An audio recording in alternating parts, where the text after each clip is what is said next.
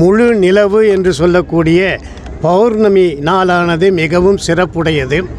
அந்த நாளானது பங்குனி உத்திரம் என்றும் தைப்பூசம் என்றும் சொல்லுகின்றோம். 12 மாதத்தில் இருக்கக்கூடிய பௌர்ணமிக்கும் ஆற்றல் உண்டு. அது இங்கே கருவூர் சித்தர் இருப்பதனாலே சித்தர்களுடைய முழுமையான ஆற்றல் இந்த பௌர்ணமியிலே வெளிப்படுகிறது. இந்த ஆலயம் தி ஹிந்துவில் போட்டிருக்கிறது மாதிரி மகாமேருவை நிகர்த்தது என்று சொல்லுகின்றார்கள். இந்த நாளில் மாலை தொடங்கி இரவு முழுவதும் 14 சித்தர்களுடைய அருள் ஆற்றலும் இங்கே நிரம்பி இருக்கும். அதனால் அங்கே வரக்கூடிய அனைவருக்கும் நம்ம ஆங்கிலத்தில் சொல்லுகிறோம் அலைக்கற்றை வைப்ரேஷன் அனைவருக்கும் கிடைக்கும்.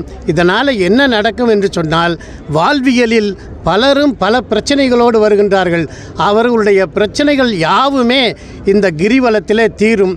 இன்னொன்று, மன அமைதி முக்கியம். அந்த மன அமைதியானது இந்த கிரிவலத்திலே வரும் பொழுது எல்லா மக்களுக்கும் உடல் நலம், உயிர் நலம் எல்லாமே ஏற்படும்.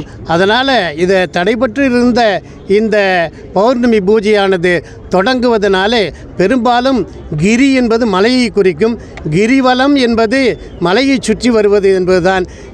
இந்த விமானம் கோபுரம் எல்லாமே இமயமலையை நிகர்த்தது என்பதனாலே இதையும் மலையாக கருதி சுற்றி வருவது நம்முடைய மரபு. அனைவருக்கும் இதில் கலந்து கொண்டு சிறப்பு பெறுமாறு நான் இதை தொடங்கி வைக்கிறேன். நன்றி, வணக்கம்.